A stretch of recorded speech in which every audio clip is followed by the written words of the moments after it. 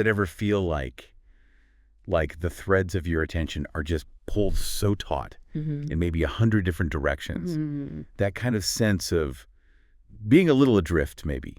A whisper of disconnection in all the noise of modern life. Oh, absolutely. That feeling of scattered energy, being pulled by just countless demands. It's a very real thing for so many people. Yeah. It really speaks to that challenge, doesn't it?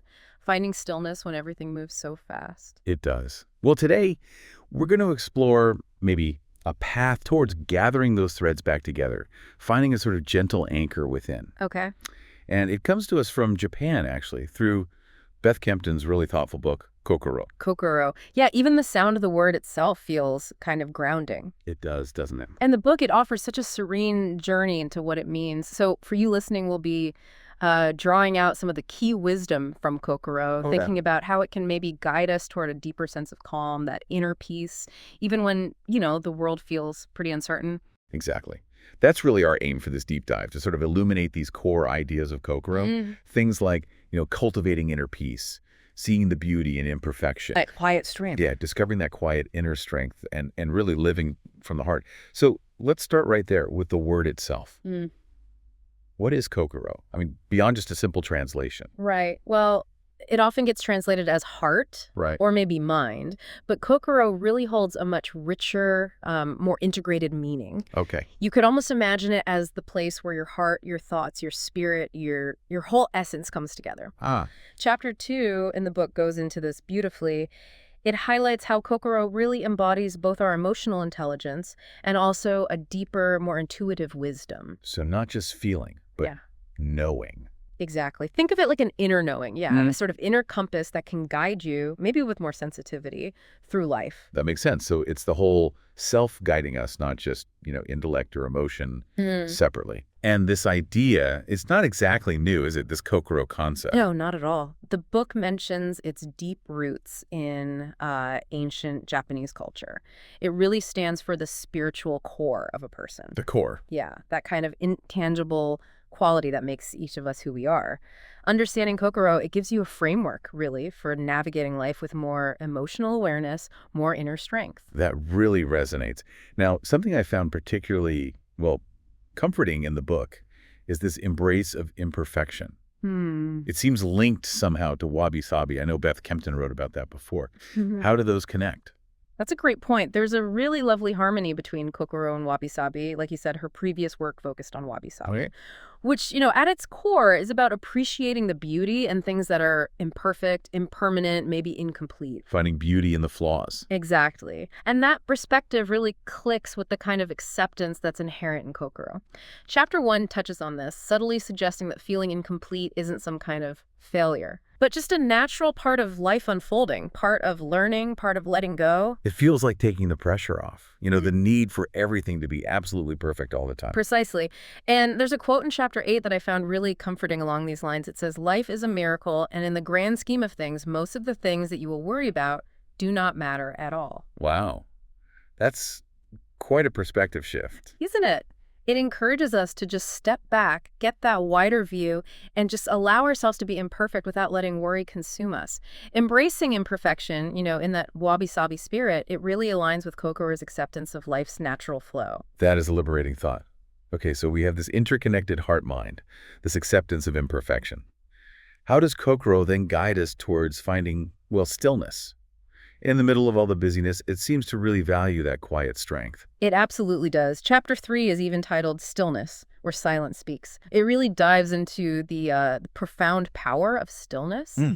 And it introduces this concept of ma, which I find so evocative. Ma, M-A. Yes, ma. It basically refers to space, both the physical space around us, but also that inner emotional space we hold inside. Inner space. Yeah. And this ma is seen as essential because it's in those openings, those pauses, that reflection can really deepen and new insights can actually emerge. So it's not just about being quiet on the outside, but creating space inside too, like a mental pause. Exactly. Think of emotional ma as, say, the pause you take before you react to a stressful email. Okay, yeah. Or that conscious space you make in a conversation to really listen, truly listen before you jump in with your reply. It's about consciously not filling every single moment with activity or thought. And the book says something about truth being found there. Yes, chapter 3 has this beautiful line, "The truth is found in the space in between." Wow. It suggests that the clarity we're often looking for, the understanding we need, it often arises when we just allow for that quietude. That makes sense. The book also mentions the Yamabushi meditation described by Master Hayasaka. While it might sound simple, just being still and quiet, the intention there is often about deep presence. Just observing. Observing the natural world, yeah, which mirrors that connection to one's inner nature that Kokoro emphasizes. Just being present. It sounds so simple yet. Probably quite profound when you actually do it. And how does cultivating this stillness, this ma, nurture our Kokoro? Well, chapter 3 also shares this thought. There is nothing to do on the mountain other than the work of the Kokoro. The work of the Kokoro. Yeah, suggesting that stillness isn't inactivity. It's actually an active engagement with our inner landscape. It's a way of tending to our heart-mind. Creating ma is about intentionally building moments into your day where insight and clarity can just naturally bubble up. I'm starting to see how these pieces fit together. Stillness, imperfection. And beyond stillness, there's this idea of living with heart.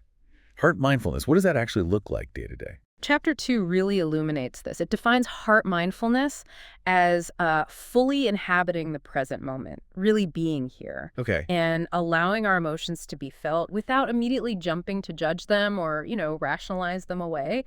It's about acknowledging, accepting what comes up inside us. Accepting the feelings. Yes. And importantly, the book reminds us that joy is its own justification. There's a quote in chapter 2 I love. Joy alone is reason enough to do anything. That's a lovely thought, like permission to just feel happy without needing a big reason. Exactly. We don't always need some grand justification. And the chapter also talks about tending to our inner emotional world. How so? Suggesting we need to keep our Kokoro clear of negativity. It says something like, the soul's light cannot be projected into the world if that inner space is all clouded up. Like keeping a window clean so the light can shine through. That's a perfect analogy. If the window, your Kokoro, is covered in dust, like negative emotions, it's harder for the light, your inner joy, your potential to shine out. And this connects directly to an idea in chapter 4 about taking care of the present moment. Giving it our full attention. Exactly. Giving it our complete attention. So it's about being present with our feelings, letting them be without judgment, and maybe consciously trying to cultivate a more positive inner state. Precisely. And then chapter 5 offers this really profound perspective. To live is to love. To live is to love. It really captures the essence of living with heart mindfulness. It's about embracing connection, expressing love, especially important when we remember life's transient nature. That's another key thread running through the book. Which brings us, quite naturally, I suppose, to navigating life's uncertainties. Because change is, well, the one constant, right? How does Kokoro help with that? Yeah, the themes of life's fragility, its impermanence, they're really woven throughout Kokoro, especially in chapters 1 and 5. Chapter 3 gives us this really poignant image. Life, less than 100 years, floats like a boat on a river. Floats like a boat on a river that captures the fleeting feeling perfectly. It does, and to navigate that, the book introduces the idea of uketamo in chapter 7. Uketamo. It translates roughly to I accept anything and everything. It's about cultivating this really deep sense of acceptance towards whatever life brings. Acceptance of everything. That sounds challenging. It is challenging, but practicing uketamo isn't about being passive or just accepting bad situations. It's more about acknowledging the reality of things without resistance. Okay. Because that resistance uses up so much energy. Acceptance frees up your mental energy to then focus on how best to navigate whatever's happening. So if something unexpected happens, like a setback. Right. Iketamo would mean acknowledging the disappointment, maybe the frustration, but without immediately spiraling into blame or denial. It lets you approach it with a clearer head. Yeah, it feels like a very powerful stance. Yeah. Not resignation, but a grounded acceptance. Exactly that. Grounded acceptance. And chapter 12 offers such a hopeful message too. For as long as we are alive, we will continue to change. Let this remind us that we can always begin again. We can always begin again. I like that. It speaks to our resilience, doesn't it? Our capacity for renewal, even when things feel unknown.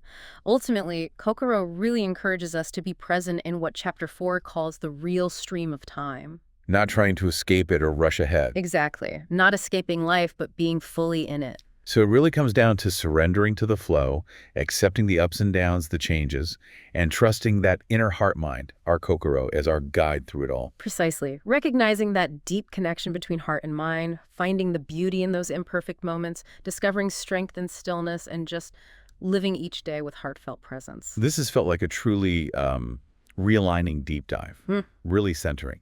As we gently draw things to a close, maybe an invitation for you listening right now, carry a question with you today, just in the spirit of Kokoro, and creating that vital ma, that little bit of space within. A gentle prompt. Yeah, just this. What one small moment of stillness might you intentionally create for yourself today? Just in the flow of everything else. Maybe it's just a conscious pause. Noticing your breath, perhaps, before you move on to whatever's next.